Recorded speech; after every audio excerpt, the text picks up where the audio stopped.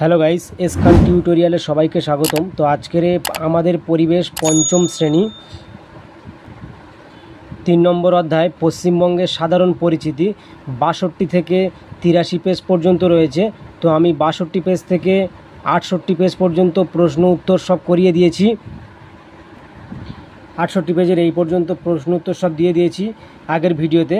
তো আজকের আমার সোনার বাংলা আমি তোমায় ভালোবাসি, তো এখান থেকে মানে 68 পেজ থেকে আর 76 পেজ পর্যন্ত অতি সংক্ষিপ্ত প্রশ্ন উত্তর নিয়ে আলোচনা করব এবং এই ভিডিও ডেসক্রিপশান বক্সে আগের যে ভিডিও রয়েছে তার লিঙ্ক দিয়ে দেব।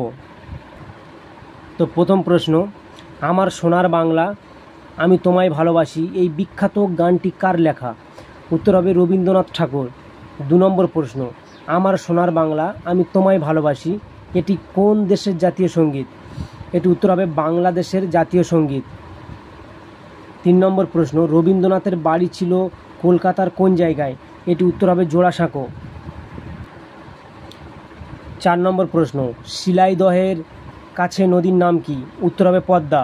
5-এর দাগে প্রশ্ন, আমার সোনার বাংলা আমি তোমায় ভালোবাসি গানটি কোন সালে লেখা? উত্তর হবে 1905 সালে লেখা। শূন্যস্থান পূরণ করো। 1-এর দাগে বঙ্গভঙ্গ ড্যাশ সালে হয়েছিল? উত্তর হবে 1905 সালে। 2, আমাদের রাজ্যে ড্যাশ সুন্দরবনের নোনামাটি আছে? উত্তর হবে দক্ষিণে। 3 নম্বর, দুটি নদীর পলি জমে মাঝখানে তৈরি হওয়া ভূখণ্ডটিকে বলে গাঙ্গেয় ড্যাশ হবে বদ্বীপ। 4-এর দাগে 1905 সালে ভারতকে শাসন করেছিল ড্যাশ ইংরেজরা। 5-এর দাগে ইচ্ছামতির কাছে ভূমি খুব ড্যাশ? উত্তর হবে উর্বর। তারপরে একটি বাক্যে উত্তর দাও। 1-এর দাগে ইংরেজরা কত সালে বাংলাকে দুভাগে ভাগ করেছিল? উত্তর হবে 1905 সালে বাংলাকে দুভাগে ভাগ করে। 2-এর দাগে কে বঙ্গভঙ্গ পরিকল্পনা করেছিল? উত্তর হবে লর্ড কার্জন। 3-এর দাগে কত সালে দেশ ভাগ হয়? উত্তর হবে 1947 সালে। 4-এর দাগে প্রশ্ন, রবীন্দ্রনাথের বাবার নাম কি?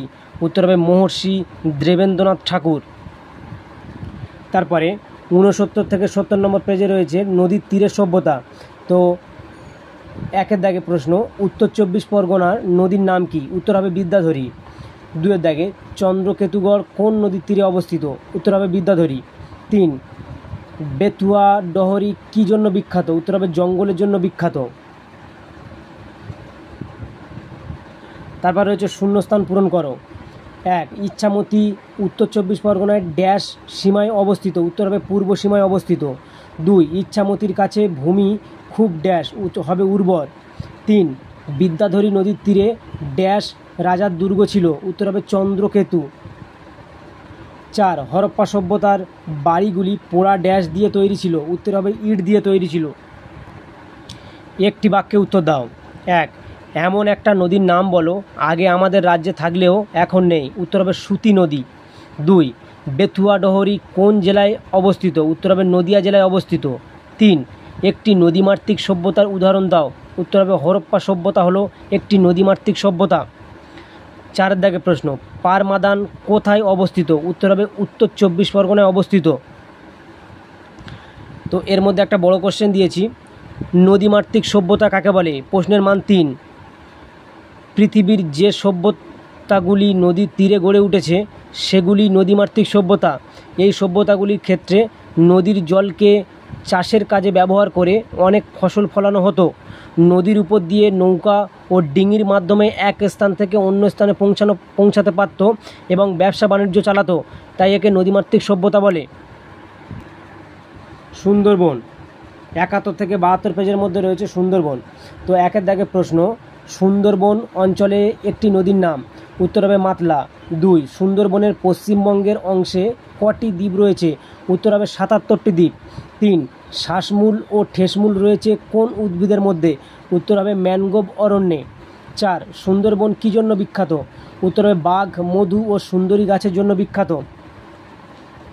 5-এর দাগে প্রশ্ন, শ্বাসমূল দেখা যায় এমন একটি গাছ? উত্তর হবে সুন্দরী গাছ। পরে ম্যানগ্রোভ উদ্ভিদের বৈশিষ্ট্য। এগুলি ঈষৎ নোনা জল ও কাদায় জন্মায়। 2 মাটির গভীরে পাঠানো শেষমূলের সাহায্যে নিজেকে আটকে রাখে। 3 মাটির উপরে তোলা শ্বাসমূলের সাহায্যে শ্বাস নেয়। তারপর 72 পেজ পর্যন্ত হয়েছিল। তারপর 73, 74, 75, 76 এই চারটি একসঙ্গে করে দিয়েছি। প্রশ্ন, পশ্চিমবঙ্গের কোন জেলায় 18 থেকে 20 মিটার উঁচু জায়গা রয়েছে? এটির উত্তর হবে মুর্শিদাবাদ জেলায়। 2 দক্ষিণবঙ্গ কাকে বলে? উত্তর, মুর্শিদাবাদ থেকে দক্ষিণে পশ্চিমবঙ্গের মূলত নদিয়া, উত্তর ও দক্ষিণ 24 পরগনা জেলায় নিয়ে দক্ষিণবঙ্গ। 3 রাঢ় অঞ্চলের গড় উচ্চতা কত? উত্তর হবে 50 থেকে 100 মিটার। 4 উত্তরবঙ্গের প্রধান নদীর নাম তিস্তা। 5 উত্তরবঙ্গের একটি জেলার নাম কোচবিহার। 6 তরাই অঞ্চলের মোট মাটি কেমন? উত্তর হবে স্যাঁতস্যাঁতে। একটি বরফ গোলা জলে নদীর নাম লেখো। উত্তর হবে তিস্তা। ব্রিটিশরা বক্স দুর্গ দখল করেছিল কত সালে? উত্তর হবে 1870 দশকে। তারপরে প্রশ্ন, সান্দাকফু-এর উচ্চতা কত? 6330। পরের প্রশ্ন, এক শৃঙ্গ গন্ডার দেখা যায় কোথায়? উত্তর হবে জলদাপাড়ায়। 4 ডাউহিল কোন জেলায় অবস্থিত? উত্তর হবে দার্জিলিং জেলায় অবস্থিত। উত্তর হবে দার্জিলিং জেলায় অবস্থিত। পরে রয়েছে শূন্যস্থান পূরণ করো। 1 দার্জিলিংয়ে ড্যাশ পর্বতশ্রেণী আছে? হবে সিঙ্গলীলা। 2 দার্জিলিং জেলায় ড্যাশ মহানদীর উৎসস্থল? উত্তর হবে ডাউহিল। 3 জলপাইগুড়ি ড্যাশ পার্বত্য অঞ্চলে বন আছে? উত্তর হবে উত্তরে পার্বত্য অঞ্চলে বন আছে। 4 রংপুর ড্যাশ এ অবস্থিত? উত্তর হবে বাংলাদেশে অবস্থিত। তো গাইস ভিডিওটি এখানে শেষ করলাম। তো এর আগে যে 62 পেজ থেকে 68 পেজ পর্যন্ত তৃতীয় চ্যাপ্টার যে প্রশ্ন দিয়েছিলাম, তো এই ভিডিওর ডেসক্রিপশান বক্সে ওই ভিডিওর লিঙ্ক দিয়ে দেবো। Thank you guys.